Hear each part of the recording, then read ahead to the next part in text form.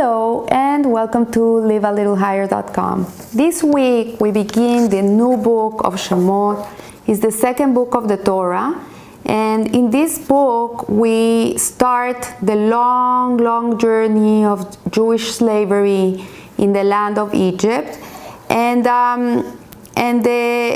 as we know, after Jacob died and his sons died, the Jewish people became many in Egypt. They started multiplying, and the Egyptians started to become very scared about Jewish power, about Jewish people becoming many and becoming powerful. And the Pharaoh that came into power, which many commentaries say was the same Pharaoh as in the times of Joseph, said he didn't remember Joseph, and he started to enslave the Jews. And so he commanded this Pharaoh that all the baby boys would be drowned in the river, in the Nile River, and by a miracle, baby Moshe, was saved by Pharaoh's daughter Batia. She was bathing in the Nile, and she saw this basket, and she heard a baby, and she reached out her hand, and the Midrash says that her hand became very long and stretched, and she rescued the baby boy. She adopted him, she brought him into the palace, and she raised him as her son. And she had Jewish midwives to come and feed him. In fact, it was his own mother, Yocheved, the one that came to feed baby Moshe. So he grew up in the palace as a prince, and one day he decided that he wanted to come out of the palace and see what was going on around. And when he came out, he saw the suffering of the Jews, and this hurt him very much. And it says that he took around, he looked around, and he saw that this Egyptian was hitting a Jewish man. He was really abusing him, and he looked to one side and he looked to the other to see what this guy, if he had anything good in his past and anything good in his future. And he saw there was nothing good in this guy, and he uttered some names of God, and the Egyptian man died.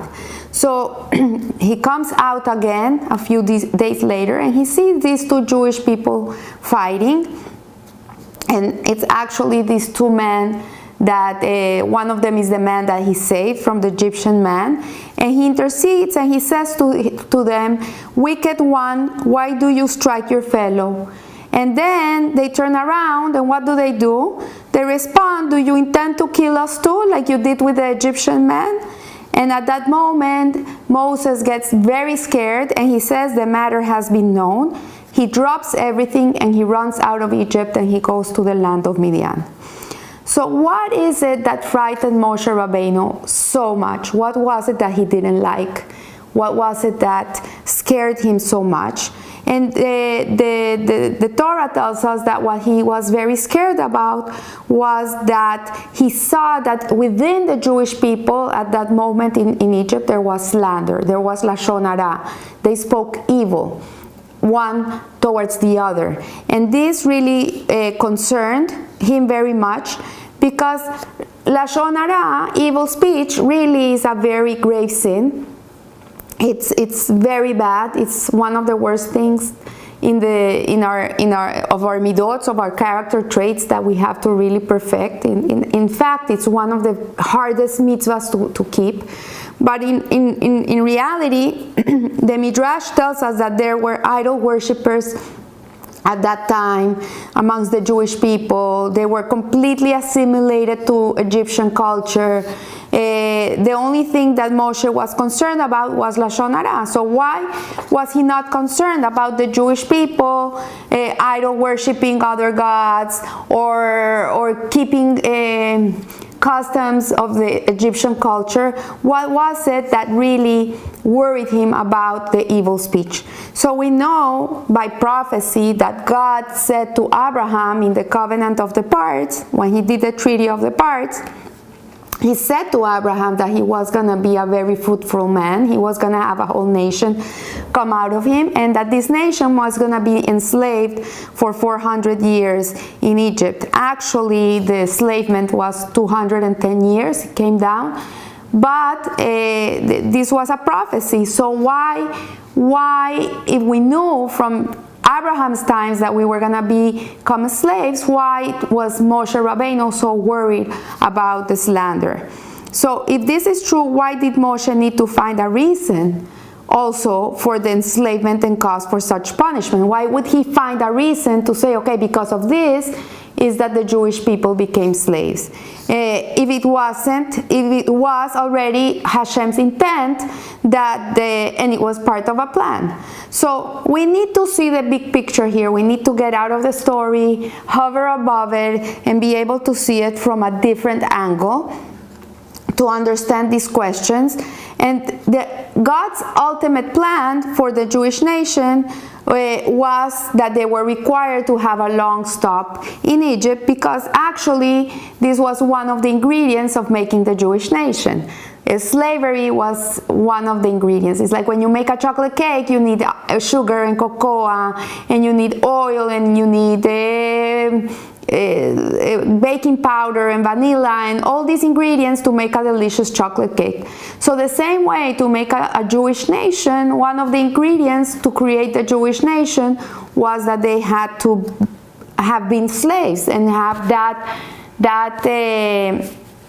in the DNA. So Jewish people could be empathetic and they could feel for other people because they've already been there and they have already experienced suffering. So in that way, they can feel for others. So let's go to the book of Devarim, in which at the end of Moshe's life, he discusses the exodus from Egypt with the Jewish people. And he says, has God shown such kindness to another nation? Or has any God performed miracles to come and take them out, to take out a nation from the midst of another nation with trials, with signs, and with wonders? So what is the meaning of a nation from the midst of another nation? Like, how can you take a nation out of another nation? Like, if they're already part of that nation, they're not a nation. So how are you going to take out a group of people from a nation to create another nation? So the Jews, when enslaved in Egypt, adopted, as I said before, the customs, the culture, the same idols, all this. They mimicked their ways. They ate how they ate. They thought how they thought. There were only three things that the Jewish people kept, and that one was their dress, the way they dressed. They were tzniut, they were modest. The language, they kept the Hebrew language, and they also kept their Jewish names. This is three things that they didn't give up. But most of the other things they gave up. They didn't eat kosher anymore. They didn't do Brit Milah. They didn't keep Shabbat. They didn't learn Torah. All these things they just stopped doing. And the most amazing thing is that when the Jews left Egypt, they became a nation. So they became a nation of God. Not only any nation, they became the chosen people. Because before, they were a band of Hebrews, slaves steeped in idolatry, and fell to the 49th level of Tumah, of impurity. Like one more level, and that would have been the end of them. That's it. They wouldn't have survived. It was not worth it to take them out of Egypt. Hashem would just have given up on us. But because we were still 1 degree, we still had one more degree, Hashem took mercy towards us, and He rescued us from Egypt, and He made us a Jewish nation. So the Jewish nation are not a people because of a shared belief, a shared culture, a shared destiny. Rather, because God chose us to be His representatives in this world. And why did God choose us? No idea. There's no reason. He chose the Jewish people. That's it. He chose us. We were the chosen ones. But many people have many misconceptions about being a chosen people. And the reality is a chosen people is not that it's a better people than any other people. It doesn't mean we're better, we're in a higher level. That's not what it means. It means that we have more responsibility than other people, because Hashem chose us to be His ambassadors in this world, to be His representatives in this world. And where you're the representative of Hashem, you have to behave in a certain way. So here we see that Hashem choosing the Jews to be His nation was despite that they were idol worshippers, at that time. Like, even the worst of the worst, he chose us to be his nation. And why then was Moshe so afraid of slander, and how could this prevent the redemption? Like, what this was the big boo-boo of the time, was that we didn't speak nicely one about the other, and we were always talking slander and gossip, and we were talking about each other. So Lashon Hara is a very grave sin. Why is it such a grave sin? Because Lashon Hara gets in the way of a fundamental precondition for nationhood and redemption. Like, when people are talking not nicely one about the other, because each person has a different way of looking at the world, every person has a different viewpoint. I'm secular, I'm religious, I'm ultra-Orthodox, I'm this, I'm that, I'm Democrat, I'm Republican, I'm liberal. Whatever is your affiliation of thought or way of looking at the world, these are things that sadly divide people instead of putting them together. Because the problem is not what people believe or what people want to believe. The problem is when we are divisive and we speak badly one towards the other, when we don't respect each other, we don't tolerate each other, we don't see the other person as a valuable person, as someone that has something to give to the world. So we have to speak bad about them so we can lower them, so we can feel good about ourselves. This is the problem. And the Hebrew word for nation is Am, like when we say Am Israel, the nation of Israel. And this word is related to the word Im, which means with. And the nation forms when people stand with each other in solidarity. So if a nation has such divisiveness amongst people, then it's not a nation anymore, because it's completely divided. To be able to have a nation, you need people to stand one next to the other. And it's not to look about what divides us, but to look what we have in common and what brings us together. So love is a conductor of unity, and lack of love towards another person is actually a tool to create divisiveness and separation and hatred. So we should always look at what unites us more than what doesn't unite us. And Lashon Hara brings divisiveness and baseless hatred amongst each other. And there is no nation to be redeemed, because if there is Lashon Hara, then people get separated, and when the people are separated, there's no nation, and then what is there for Hashem to redeem? So what happened was that we know that at the end of the story, after the plagues, the Jews go free and as God's glorious nation. But before this, something had to happen, and Hashem increased their suffering. He increased the suffering of the Jewish people. And unfortunately, when Hashem increases our suffering, this is when the people get together in unison. And we've seen it many, many times.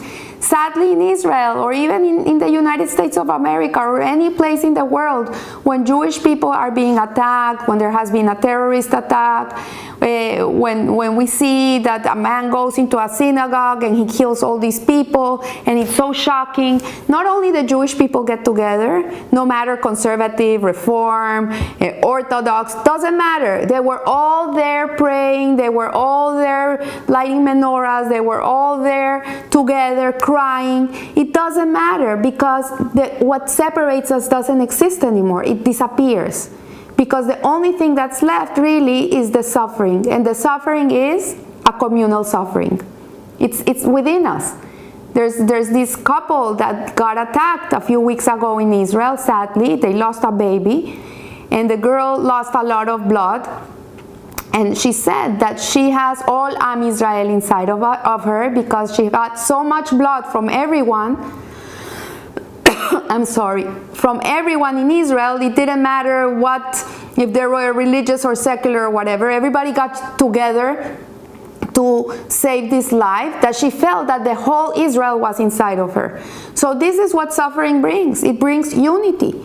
And what we see here is that when the Jewish people were given this back-breaking labor that was ridiculous, because before the Egyptians used to give them the bricks, but now they didn't even give them the bricks. Now the Jewish people had to also build the bricks. So the labor became tremendous, and they gave them a certain amount of time to produce what they had to produce, and they couldn't even go to sleep. We see that this broke them so much that their ego dissolved. They were completely nullified. They came to a point where they didn't even see themselves as separate from another person. They saw themselves as one. So they made them truly sensitive to other people's pain, and it created a Ahava Israel. It created a love for their fellow, because they saw the suffering of the other and they felt it too. Not only their pain, they forgot about their pain. When they saw another Jew suffering, they felt the pain of another Jew, which before they didn't feel. They only saw their own pain. They didn't see the pain of the other guy that was building the pyramid next to him. So if there is one thing the Jewish people should strive for, really, that we should really work very hard in creating amongst us, is unity. And unity comes from respect, from tolerance, from giving the benefit of the doubt to another person, to really biting our tongue when we're going to say something about somebody, to really take care of our words. You know, with our mouth we can build or we can destroy, and that's the power we have, and we should really care one about the other. We're here together. With one Jew suffers, we all suffer. When one Jew is happy, we should all be happy. And in this way, we should be spared the suffering, because if we're able to unite each other in love, with baseless love, then Hashem doesn't have to send us all these sures, all this suffering, to create that nullification of our ego, to be able to feel for somebody else. So I wish you a blessed week, and remember, live a little higher. Thank you.